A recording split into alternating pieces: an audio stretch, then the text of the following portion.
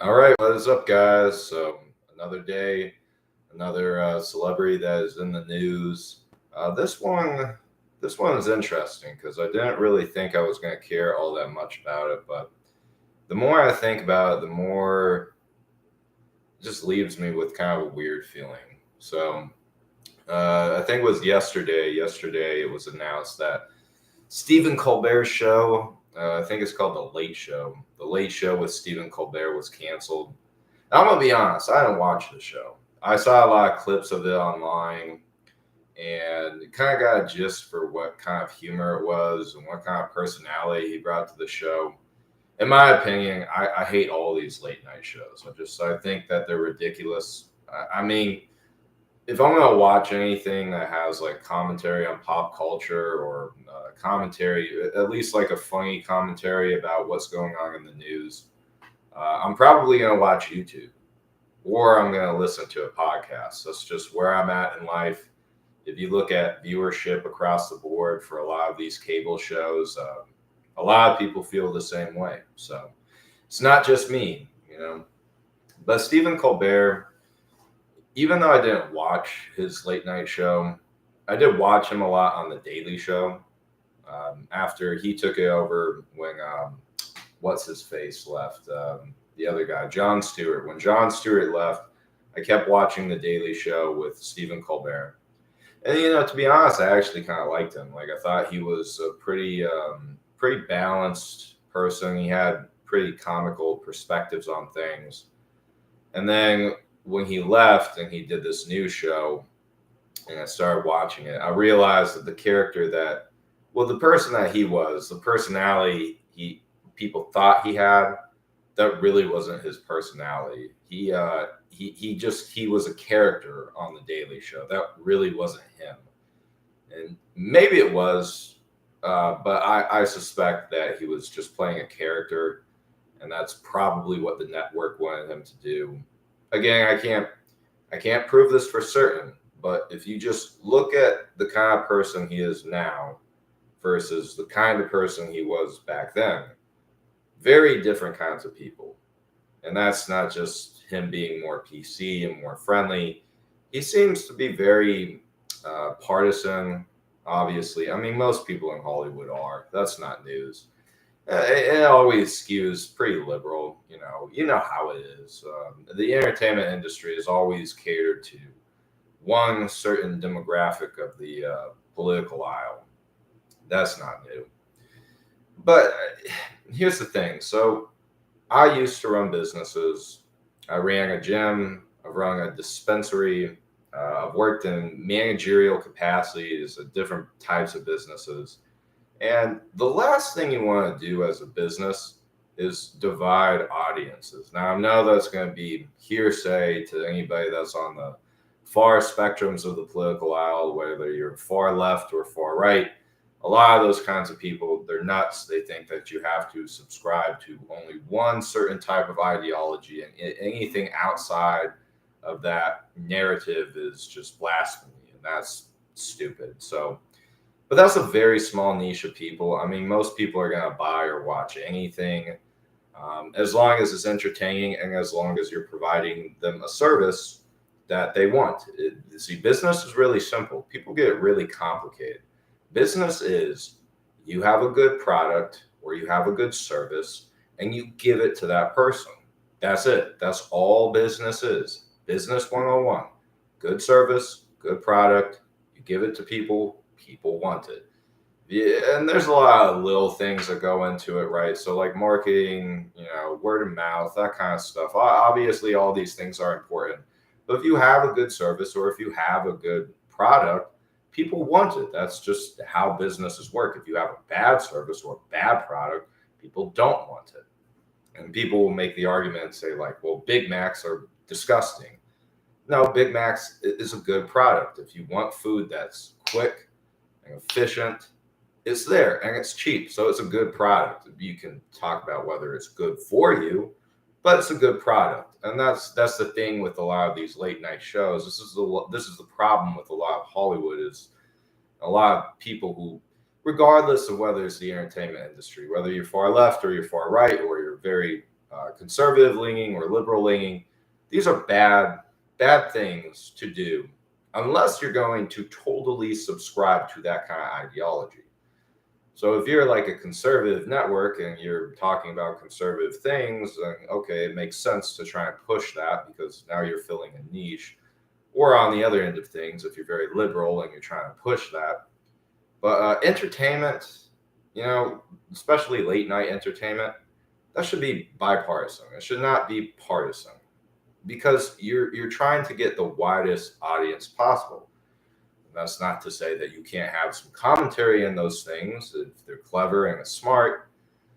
And that's what Stephen Colbert used to be. He used to be smart. He used to be clever. I think that he always kind of leaned a little bit more left leaning, which is fine. I'm a socially progressive guy, whatever. I can understand both points of views.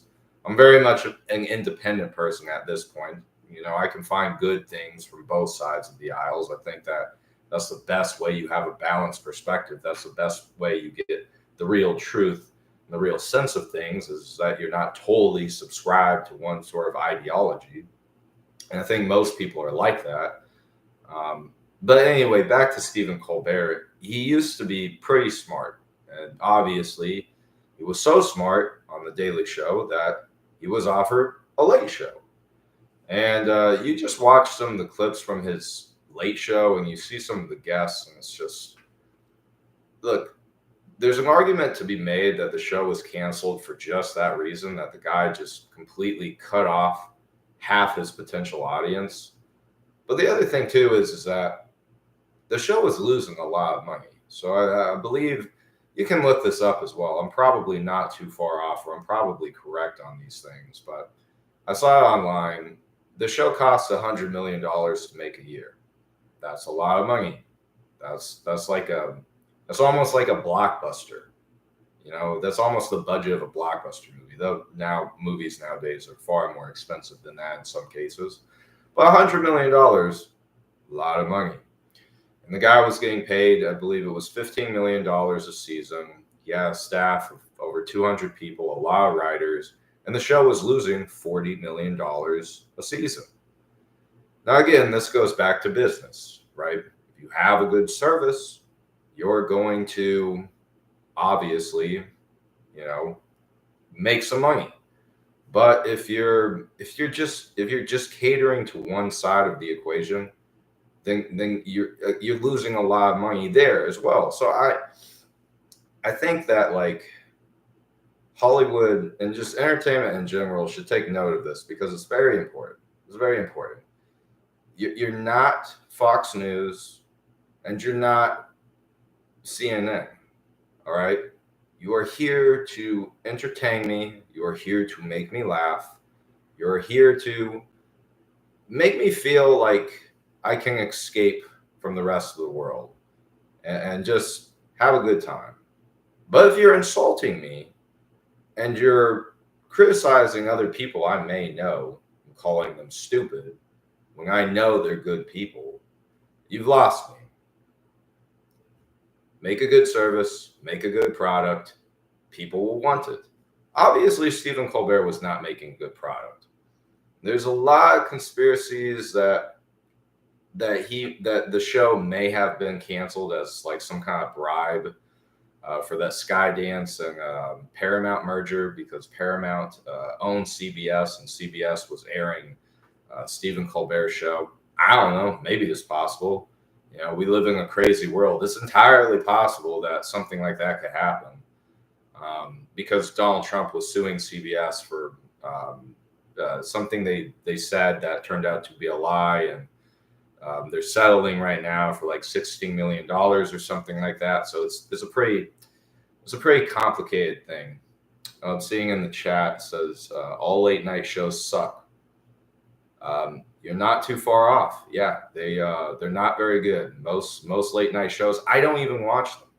I said that in the beginning of the video. I don't watch late night shows. I think they're awful. Yeah, and they're too partisan, and they're not they're just not funny. You know what I mean? And like, again, I can see arguments from like both different perspectives on the political spectrums. But yeah, I don't want to watch a late night show to have someone lecture me about politics. Like that's I don't want you telling me what to do. That's not funny. You telling me what to do is not funny. Uh, Maybe you could make it funny, but certainly not in the ways that like people like Stephen Colbert and like a lot of these other late night hosts were doing. It's just stupid. So yeah, I'm not surprised the show got canceled, and I'm sure that we'll probably see this happen to other shows as well. I mean, you started seeing this stuff happen with like a lot of woke stuff, a lot of things that were quote unquote woke. Yeah, they got canceled. Like the what was the latest one that got canceled? I think it was the Wheel of Time, and yeah, a lot of other things. A lot of other things have been canceled, or they lost a lot of money because they obviously overprescribed and overemphasized messaging on a political leaning thing, telling a good story. That goes back to late night. Just tell me good jokes.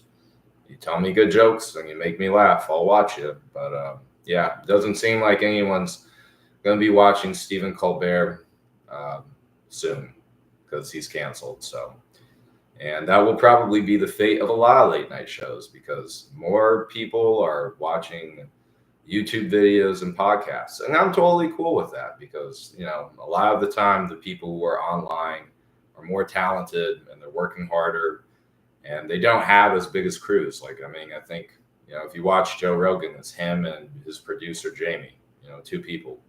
And then you've got these overproduced shows like Stephen Colbert's show with 200 people, and none of your jokes that I've seen online make me laugh. That should be pretty telling. So, and look, I wish the guy all the best. Like, I don't wish him any ill will or harm. This is just one of those lessons that you learn in business. If you shit on the customers too much and you drive customers away, don't be surprised if they don't buy or watch or use your services. So, anyway, I'll end it on that. I don't really have too much else to say about that. So, thank you all for watching, and I hope you have a great day.